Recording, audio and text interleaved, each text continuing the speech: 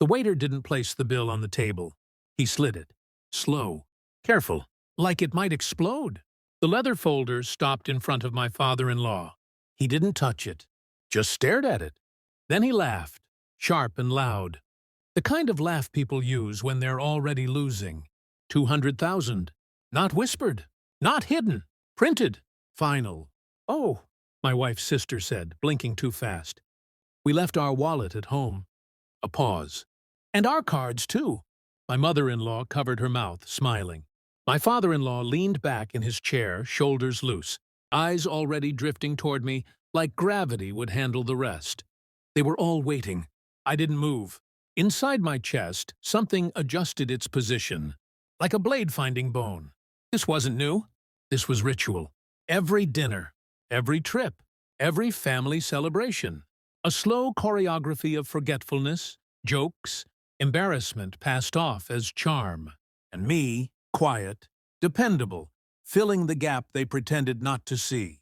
I felt my wife's knee brush mine under the table. Not a squeeze, not reassurance, a warning. Don't make this ugly.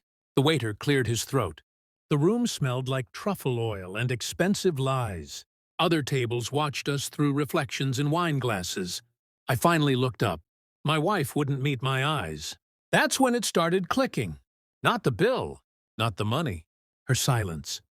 I remembered the anniversary planning, how she insisted we choose this restaurant, how her sister already knew the menu, how her parents ordered without glancing at prices, like they'd rehearsed it.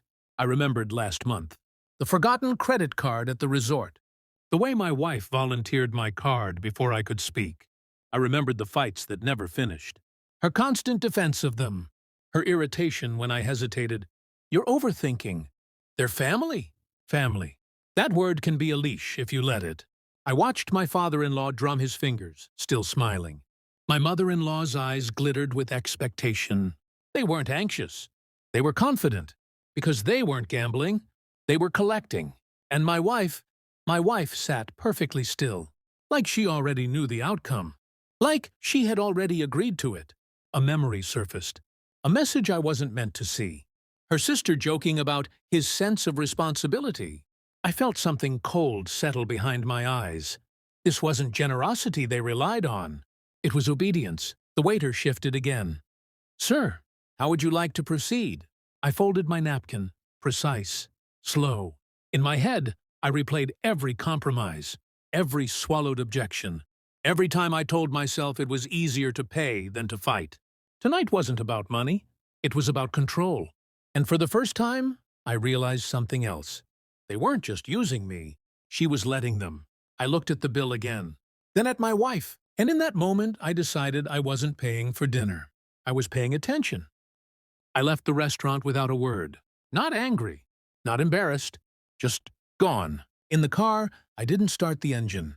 I stared at my hands. Steady. Calculated. 200,000. Not theirs. Not mine. Mine to watch. At home, I began quietly.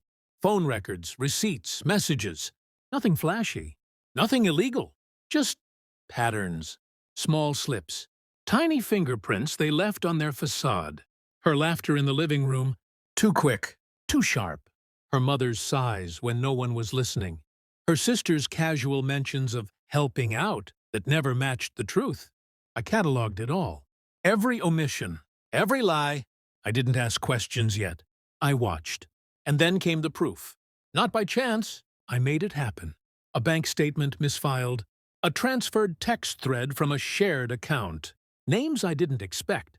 Times that didn't fit the story they told. I held it in my hands, calm, detached. My heart didn't race. My chest didn't tighten. Just cold satisfaction.